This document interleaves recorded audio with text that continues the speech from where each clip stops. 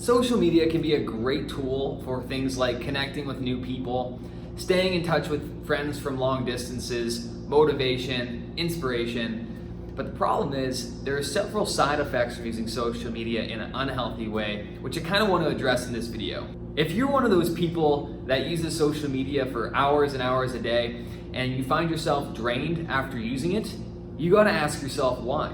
Is it because you're following people who are posting stuff that isn't necessarily authentic with their actual lifestyle? More commonly than not, we see a lot of the good that happens in people's lives on social media without actually seeing what's going on behind the scenes of people's lives. Platforms like Instagram, LinkedIn, Twitter, Facebook, you see a lot of the highlight reels that people have on their lives. You see all the good, all the happiness, all the abundance, but you don't really see a lot of the struggles that people experience every single day. So one of the things you got to keep on mind when you're scrolling and scrolling and scrolling is what's going on in this person's life behind their Facebook account or behind their Instagram page. You see, everybody experiences hardships. It doesn't matter how happy they are on social media, how happy they look, the kind of things they're up to, all the exciting stuff. Everybody goes through the hardships of life.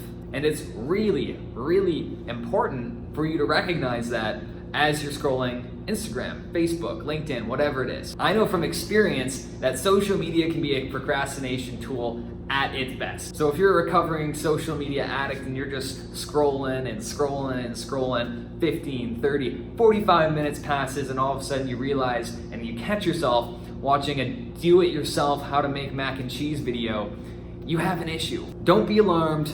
Most of the world who has internet is now connected and addicted to social media. One of the things that I found helpful is a mindfulness of using social media. Be conscious of who you're following, and after you consume their content, if you're watching their videos, if you are scrolling Instagram, you see their pictures or stories every single day, how are you reacting? What is going on in your mind while watching them online? Do you feel envious? Are you jealous? Are they more fit than you? Are they more wealthy than you? Do they flex on the gram harder than you? It's one of those pro tips.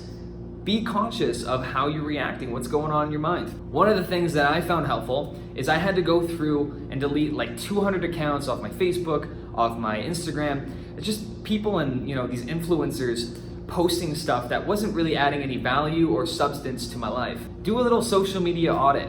Check the next 10 posts on your stories, on your Instagram, whatever.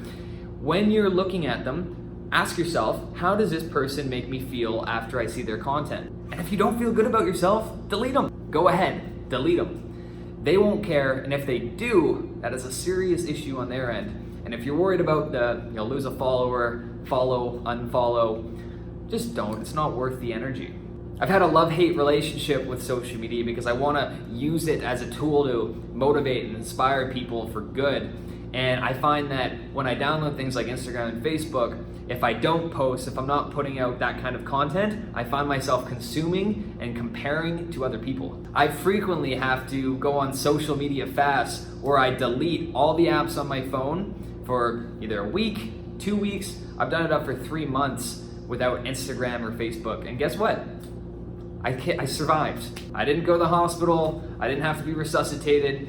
But one of the interesting things is that I actually, every time I was on my phone and I didn't have anything specific to do, I found my hands navigating, looking for Instagram, looking for Facebook, but the apps weren't there. I actually felt stupid. So delete it if you have to. Take a little break. It won't kill you. If anything, you'll come out resilient and you'll start bragging to people, oh, I didn't use Facebook or Instagram for 2 weeks, and you'll feel all good about yourself. But seriously, take a little fast and see what happens. You might even go longer than 2 weeks. After 2 weeks, you're like, man, my life gotten so much better after not consuming social media. I'm not comparing myself to other people. And you might want to go for 2 months. Who knows? So that's my 2 cents on social media and how to have power over it instead of it having power over you, because it's we are all susceptible to succumbing to the addiction of social media. And so hopefully you gain some value from this video. Let me know in the comments what tips and practices you use to make sure social media doesn't control you and you always maintain control over it. That's pretty much what I got for you here, guys, and I'll see you in the next video.